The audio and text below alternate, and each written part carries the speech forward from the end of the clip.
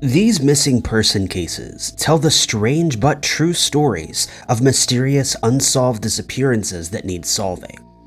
Their unsolved cases are all the more mysterious because these are missing people who still were never found, even with advancements in forensic techniques or new information in their missing person cases. Number 5. The mysterious disappearance of Lisa A. Watkins began 2 months after marrying the love of her life, William Franklin Farmer, in May of 1983. The two of them, along with their 11-year-old son, Michael, came together as a family unit, but the couple would soon be struck by an unsolved mystery that would leave Michael without a mother and Lisa at the forefront of one of Oklahoma's most mysterious missing person cases ever. In late July of 1983, the Farmers' real-life horror story began shortly after they moved into their dream home in Lawson, Oklahoma, and acquainted themselves with the neighbors. All who met Lisa and William say that the two were pleasant and seemed like a happy couple. On the day of her mysterious disappearance, August 2nd of 1983, William kissed his wife goodbye for what would be the last time, as he headed off to a military training exercise. Nobody could have foretold what scary mysteries were about to unfold. August 2nd of 1983 also happened to be the first night that Lisa was alone with Michael in their new home, and the new mother hurried around after her son, making sure that everything was in place. According to a neighbor, they saw Lisa in the kitchen at around 8:30 p.m. that night, and that's the last time that Lisa was ever seen alive. The night of August 2nd passed without incident, and the residents of Lawson had no idea the true horror story they were about to wake up to. As the sun peeked through the curtains, the neighbors of the Farmers heard Michael's cries emanating through the walls. This wasn't an unusual sound to be coming from next door. However, as minutes went by and Michael's cries continued, they knew something was strange. As time passed by, Michael continued to cry, and that's when the neighbors decided to visit the Farmer's residence to make sure that everything was okay. The neighbors hoped that Lisa would be found flustered trying to soothe her baby, but instead what they found was much scarier. When they approached the Farmer's residence, they found no sign of Lisa. Michael was hungry and needed a diaper change, but was otherwise unharmed. The back door to the home was unlocked, and a window in the dining room was mysteriously open. Some true crime reports also indicate that there was a sign of a struggle. The neighbors looked in every room of the home, calling out Lisa's name, but the missing person was nowhere to be found.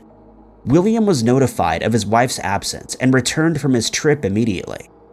William knew that his wife would have never gone without her son and contacted the Lawson Police Department and reported his wife missing. Strangest of all, the only thing missing from the home was the flower print nightgown that Lisa wore to bed. Her jewelry, purse, keys, and other personal items were all left behind in the house. Wide-scale searches of the surrounding areas were conducted, but no sign of the missing woman was ever found. Lisa had mysteriously disappeared into the night, and her case remains one of the scariest unsolved disappearances in Oklahoma's cold case files. Over the years, the Lawson Police Department has reviewed Lisa's case and has found one possible suspect, Kenneth Wagstaff.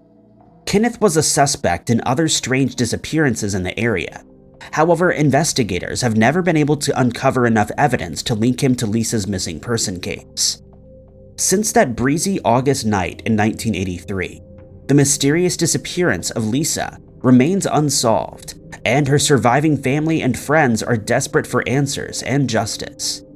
Lisa A. Farmer is described in her missing person report as a biracial female, white and Native American, with brown hair, hazel eyes. She's 5'6" and 115 to 120 pounds. She has scars on her hip, tongue, right ankle, and under the toes of her left foot. Before her mysterious disappearance, she was possibly last seen wearing a gold chain, a floating heart necklace, and a gold wedding ring with a diamond solitaire and a flower print nightgown.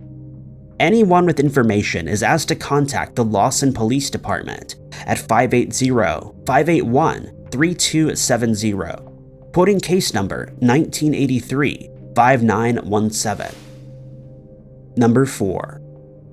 The mysterious disappearance of 25-year-old Bambi Brantley occurred at a crossroads in her life.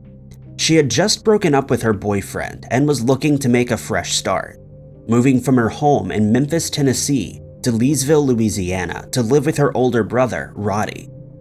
Bambi had lived in Memphis her entire life, and those who knew her said she was outgoing but had lived a rather sheltered life. Prior to disappearing, her parents encouraged her to go out on her own, and Bambi felt that living with her brother would be the perfect stepping stone to independence. In mid-1986, Bambi quickly settled into her new home in the Tower Trailer Park on Highway 8 West. She found a job at Pines Auto Dealership, and within months her social life was flourishing, and she was never found missing from friends for long. When not working, Bambi was often found visiting various nightclubs around Leesville with friends. The move provided Bambi with a lot of good things that were missing in Memphis, and she began to mature and flourish as more of life's problems were solved. Prior to her disappearance, she had even recently begun dating someone and was excited about starting a family. But unfortunately, that story would never come true, and she would become a frightening missing person case on the cold evening of October 22, 1986. Bambi had grown bored of staying in her trailer alone and decided to take a walk around Lebo's convenience store at around 10 p.m. Bambi felt safe walking to the store alone in the dark, and it's been confirmed by employees that she made it to the store and purchased a drink. Also, while at the store, Bambi used the payphone to call her brother and ask him to bring the car home so that she and her boyfriend could use it. At the time, Roddy was at Pit Grill with his friends, but he agreed to return the car to their trailer. By 10:35 p.m., Roddy had returned to the trailer on Highway 8 West, but Bambi had gone missing. Unconcerned, he left the car and the keys and headed back to Pit Grill, thinking that Bambi would get the car when she was ready. As Roddy left, he noticed that a drink can had been left on the floor of the trailer. He thought nothing mysterious of it at the time, and it wasn't until the next morning that he realized the significance of this possible clue. By that time, it was too late. The next morning, October 23, 1986, Roddy returned home to his trailer after a night with friends and immediately sensed that something was strange. The car was still parked in front of the trailer, and he noticed that the can was in the same place as it was the last night. He called out to his sister, but Bambi was still missing. After searching the trailer and finding no trace of her, he knew that something was very wrong and contacted the Leesville Police Department to report her as a missing person. The Leesville police confirmed with Bambi's workplace that she had not shown up for her shift, which was out of character, and with her last destination unknown, the search was on. Witnesses recalled seeing Bambi at the convenience store on the night that she disappeared, and also recalled seeing her walking along Highway 8 towards her home. These are the last confirmed sightings of Bambi before she went missing, and what happened to her after that remains an unsolved mystery in need of solving. After interviewing everyone in Bambi's life, investigators were unable to uncover any additional clues to her unsolved disappearance.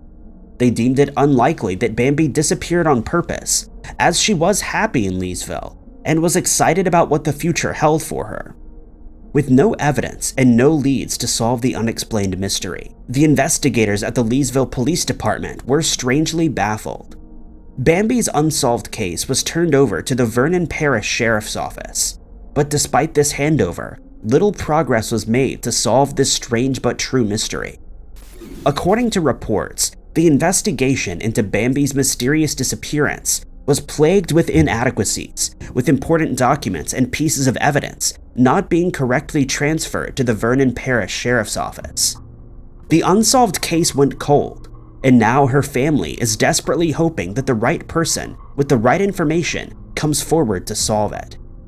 Hundreds of people have been interviewed, and there have been a few people of interest, but so far the mystery remains unexplained. It's as if Bambi disappeared into thin air, leaving behind no trace of where she went. There was a similar string of disappearances in the area at the time. However, investigators have not been able to link Bambi's unsolved disappearance to these mysterious cases of missing people. October 22nd, 2022, will mark the 36th anniversary of Bambi's strange disappearance, and her family is appealing to anyone with information to come forward. Unfortunately, Roddy passed away in 2008 at the age of 56 without ever knowing why his little sister had gone missing, never to be found. Bambi Brantley is described as a white female with red strawberry blonde wavy hair, green or hazel eyes, and she's 5'6" to 5'7" and about 110 pounds. Her ears are pierced, and at the time of her disappearance, she was seen wearing a light brown jacket, blue jeans, ankle boots, and carrying a navy blue wallet and purse. Anyone with information is asked to contact the Vernon Parish Sheriff's Office at 337-238-0331, quoting case number 862228. Number 3. The unsolved mystery of 32-year-old Stephen Robert Asplund rolled in with the new year of 1994. Stephen worked as a tool and die maker and lived with his fiancée in Moline, Illinois. The couple were due to be married in the spring. That was until one brisk day in January of 1994, when the lives of the Asplund family plunged into one of the most mysterious missing person cases in Illinois history. On the morning of January 9th, 1994, Stephen grabbed his tools and began a home remodeling project. Stephen worked through the day and with the help of his fiancée until he noticed he needed some other tools. His friend, Tim Miner, had the exact tools that he was looking for, and at around 7 p.m. that night, Stephen made the short drive to Tim's house, located on 4th Street and 20th Avenue in Moline. Stephen's fiancée watched as he hopped in his 1987 Ford Mustang, not knowing that he would go missing and never return. Time slowly ticked by, and as the moon slowly rose into the night sky, Stephen's fiancée knew something strange had happened. She waited for the familiar click of Stephen's keys in the door, but the hours passed and his whereabouts remained a mystery.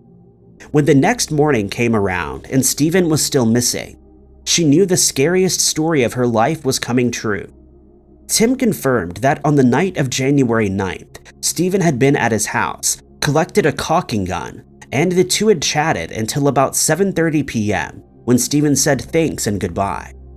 The mysterious disappearance of Stephen began after he had hopped into his car and began to make the short drive home. This was the last time that anyone had ever seen or heard from him again.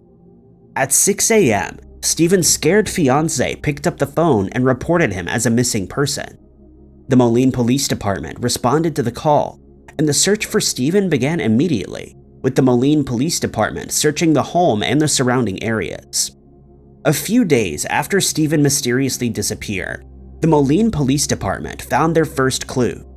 Stephen's 1987 Ford Mustang was found abandoned in a parking lot at 18th Street under the Interstate 74 bridge in Iowa. According to the true crime reports, fibers and other pieces of forensic evidence were removed from the car.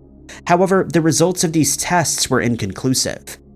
The fibers would be scientifically tested again in 2014, and according to Michael Griffin, a Moline police detective, quote, forensic testing was completed on the car and evidence in 2014, but all the evidence in the car belonged to Stephen or his fiancée. There are hair fibers that were recovered that are being examined for mitochondrial DNA evidence, but we don't have those results yet. Stephen's missing person case quickly went cold, but a few months later, in August of 1994, the Moline Police Department stumbled upon another clue pertaining to his unsolved disappearance. Stephen's medical insurance card had been found neatly placed on the rail of a footbridge in the Loud Thunder Forest Preserve in Rock Island County, Illinois. Investigators have not been able to determine whether this was deliberate or whether the card had been placed there by a random person who had found it. Since then, Stephen has not used his credit cards or social security number, and there's been no trace of him. Years later, the strange case remains unsolved, and Stephen's family are desperate for answers. There was a possible witness in Stephen's case, who the Moline Police Department attempted to track down for years. In 2014, they successfully found this witness. His name has not been released publicly, and no further information in regards to Stephen's missing person case has ever been released. 28 years have now passed since Stephen's strange and mysterious disappearance, and the Moline Police Department is appealing to anyone with information who can help solve this bizarre mystery. Stephen Robert Asplund is described as a white male with blonde or strawberry blonde hair, blue eyes. He's 6 foot tall and 180 pounds. Before he went missing, he was last seen wearing a Chicago Bears pullover jacket, a white sweatshirt, gray sweatpants, and shoes. Anyone with information is asked to contact the Moline Police Department at 309-797-0401. Number 2. By 1992, Jean Moore and Al Henderson had been a couple for over 20 years when one of them mysteriously disappeared.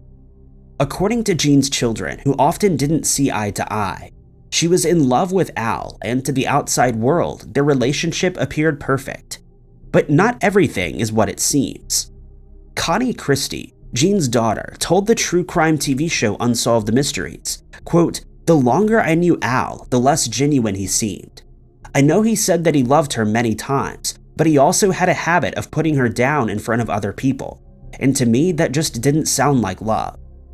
Despite the protest from her children, Jean stayed with Al, and in December of 1991, Al finally popped the big question after being together for 20 years. The big day that Jean dreamt of would never come, and just months after the proposal, Jean would mysteriously disappear in what has become one of the scariest missing person cases of all time. In April of 1992, the newly engaged couple left their home in Apple Valley, California, and headed for Laughlin, Nevada to celebrate. The casinos seemed like the perfect place for the couple to unwind, as they both had successful careers and plenty of money, with Al at the helm of a multi-million-dollar real estate business. The trip was going smoothly, but then on April 9th, tragedy would strike, sending Jean's family down the rabbit hole of her strange disappearance. According to Al, April 9th, 1992 was the final day of their trip. Jean wanted to play her favorite slot machine one last time before leaving. Al told criminal investigators that at around 9:30 a.m., he dropped Jean off at the side entrance of the Flamingo Hilton Casino while he found a place to park. He was unable to find a spot and opted to use the valet parking service. Al said the true story was that he entered the casino, gave Jean the car ticket, and kissed her goodbye for the last time before she went missing. Al said that he planned to hit up different machines in the casino, and the two agreed to meet at their hotel room at 11:45 a.m. When 11:45 rolled around, and Jean was not found at their agreed-upon destination, Al wasn't too worried. He figured that she had lost track of time playing her lucky slot machine, and checked the two out of the hotel and headed back to the casino. As Al approached the lucky slot machine, he was alarmed to find that she was still missing. People were looking at him strangely as he hurriedly checked the entire casino for his missing fiancée. After calling out her name and still finding her to be missing, Al began to panic and knew something scary had happened. After failing to find Jean, Al reported her as a missing person to the Las Vegas Metropolitan Police Department, and soon a case was opened.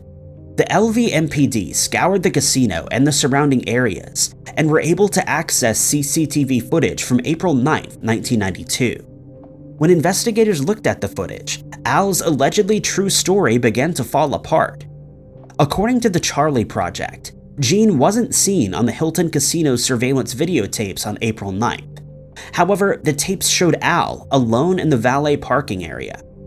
Al told true crime investigators that on April 8, 1992, Jean had won $600 at the Hilton Casino, which made her want to visit the casino again on April 9th, as she felt that she had a lucky machine there. This story was contradicted by a witness who claimed to have seen the happy couple at a gas station in Apple Valley that day, at around 5:45 p.m. The witness told the LVMPD that she and Jean chatted, and that Jean said she was headed to Laughlin. Investigators struggled to piece together the clues in Jean's strange disappearance, as initial searches of the area showed no sign of her. But then, after checking the hotel records, they discovered a bizarre breakthrough in the mysterious case. Al told investigators that the two had stayed in the Colorado Bell Hotel from April 6, 1992 to April 9th of 1992. Records from the hotel indicate that Al did check into his destination and had booked a 3-night stay. The Charlie Project interestingly reports hotel records show 2 meals were delivered to Al's room on April 6th, one on April 7th, one on April 8th, and none on April 9th. With no solid evidence to prove that Jean had been in Laughlin, Nevada, it was unknown to investigators whether she ever made it to the destination at all before she went missing. The strange but true case grew more mysterious as Al Henderson continued to give conflicting stories and refuted any evidence that suggested Jean was never at the Hilton Casino.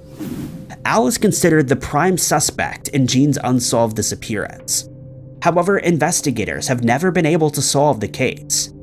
Al passed away in 2001, taking whatever dark secrets he had with him. As such, the unsolved disappearance of Jean Moore still needs solving. Years later, she is still classified as a missing person, and her family is now desperate for answers. Jean Marie Moore Traxler is described as a white female with brown hair, brown eyes, 5'2" and 125 pounds. Both of her ears are pierced, and she has a scar on her abdomen. Anyone who can help solve this frightening unsolved mystery is asked to contact Detective Dan Hawley of the Las Vegas Metropolitan Police Department at 702-828-3111, quoting case number 920-409-1176. Number 1. In January of 1994, 23-year-old Usha Ayer, along with her husband, Shankar Ayer, made the big move from India to Eatontown, New Jersey in search of a better life. By December 7, 1994, Usha and Shankar welcomed their son into the world as an American citizen. The two had gotten married just months beforehand, and they were excited to start a new life. Usha didn't know anyone in the US and relied solely on Shankar for support. On December 26, 1994, Shankar went to work as usual, leaving Usha and the baby alone at work. When Shankar returned that evening, he had no idea that the strangest and scariest mystery of his life was waiting to be found. As he opened the door of his apartment, he noticed that his wife had gone missing. Shankar searched around the apartment, calling out for Usha, but there was no response. Their son was found safe in the apartment, but Usha had mysteriously disappeared into thin air. After failing to find her in the apartment, Shankar panicked and called the Eatontown Police Department to report his wife missing. Shankar knew that Usha would never leave their children unattended if she needed to step out of the apartment, and knew from the start that something was strange and scary. The Eatontown Police Department began their search for Usha. Detectives struggled to find people to interview in her missing person case, as Usha had no friends in the US, and her main system of support was her husband. Despite the lack of leads, the Eatontown Police Department continued searching for the missing person as best they could. Usha had left her clothes, jewelry, and passport behind, but despite this, the Eatontown Police Department still investigated the possibility that Usha had returned to India. Reports indicate that the Eatontown Police Department worked with agencies in India and also reached out to the local Indian American community for support. The Indian American community rallied around Shankar, offering support and help in finding Usha. Despite all of these efforts, Usha still remains a missing person who has never been found, and with the 28th anniversary of her unsolved disappearance slowly approaching, her family are desperate to have her mysterious case finally solved. Shankar had multiple appeals via the media for Usha to return, but so far, the case remains a mystery. There have been no witness sightings, and it appears that there is no forensic evidence linked to Usha's case, which has sat cold since 1994. But the Indian American community of Eatontown are determined to help keep her case alive and in the media. Usha is described as a female with black hair, brown eyes, 5 foot and 100 pounds at the time of her disappearance. She has a mole on her left hand, and both of her ears are pierced. She was last seen wearing a yellow Indonesian dress or light brown Indian-style pants and a matching top, a green wool coat with blue and white stripes, and white canvas shoes. Anyone with information on her whereabouts that can help solve this mystery is asked to contact the Eatontown Police Department at 732-389-7649, quoting case number 9413923. Thank you guys so much for watching. If you liked this video, be sure to hit that like button. Also, don't forget to subscribe and click that notification bell to keep up to date with all of our future uploads. But my name is Ty Knott, and I'll catch you guys in the next video.